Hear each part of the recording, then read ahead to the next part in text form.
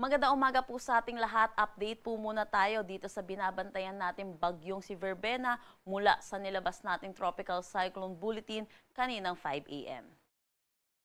Itong si Verbena ay nananatili sa Severe Tropical Storm category at ito'y huling namataan sa line 240 kilometers north-northeast ng Pag-asa Island, Kalayaan, Palawan. Yes po, nakalabas na ito ng ating Philippine Area of Responsibility kaninang madaling araw.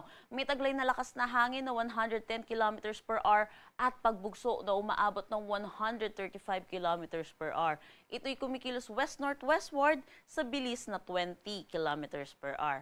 May kita din natin dito sa satellite image po natin, meron din tayong mga kumpol ng kaulapan dito sa may northern Luzon. Ito po yung shear line which is yung salubungan ng mainit at malamig na hangin which is yung easterlies natin at yung northeast monsoon. Ito po ay magdadala ng mga pag-ulan lalo na dito sa eastern section ng northern Luzon. May kita din natin dito sa satellite image po natin sa Visayas at Mindanao, malinis po ang nakikita natin at kaya makakaranas po sila ng maaliwalas na panahon pero asahan din natin yung init at alinsangan lalo na sa tanghali hanggang hapon na may mataas na tsansa ng mga localized thunderstorm pagdating sa hapon at sa gabi.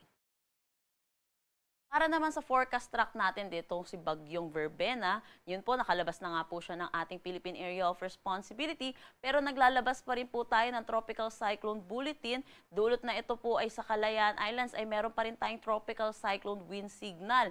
Nakikita din natin magi-intensify pa ito into a typhoon category paglabas nito ng ating PAR at hihina rin naman bilang isang ganap na severe tropical storm.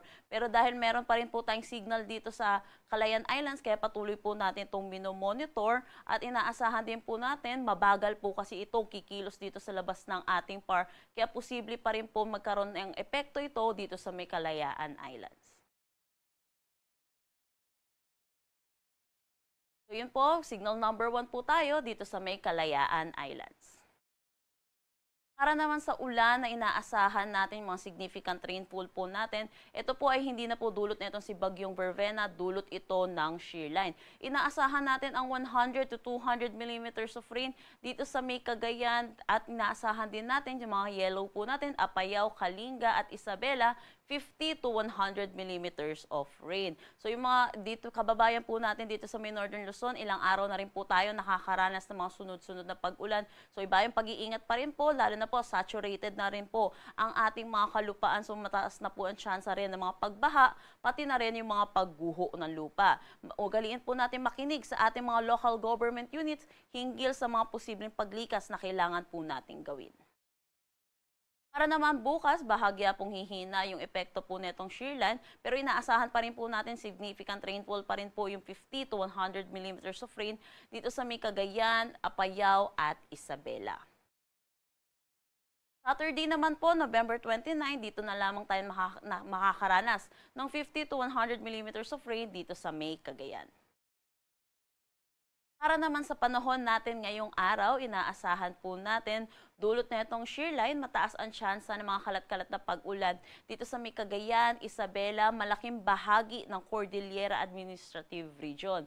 May kita din natin makakaranas din ng mga pag-ulan dito sa Ilocos Region, pati na rin dito sa may Batanes at Babuyan Islands, dulot naman ito ng northeast monsoon. Para dito sa may Aurora at Quezon, maulan din ang kanilang panahon, dulot naman ito ng easterlies.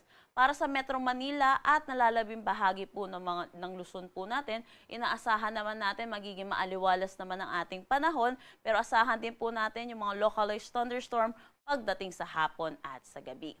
Agwat ng temperatura para sa Metro Manila, 25 to 31 degrees Celsius.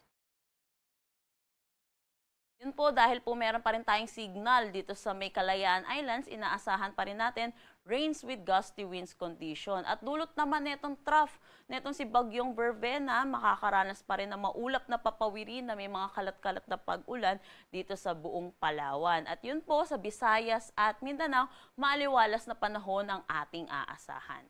Agwat ng temperatura para sa Cebu, 25 to 33 degrees Celsius at Davao, 25 to 34 degrees Celsius.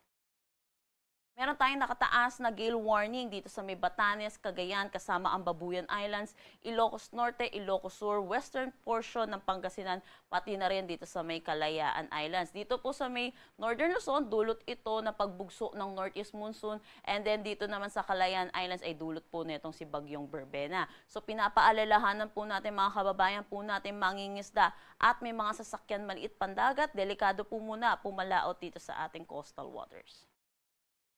Ang sunrise mamaya ay 6:03 a.m. at ang sunset mamaya ay 5:24 p.m.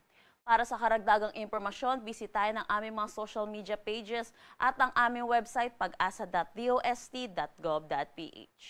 At yan po muna ang latest dito sa Pag-asa Weather Forecasting Center. Shanel Dominguez po, magandang umaga at ingat po tayong lahat.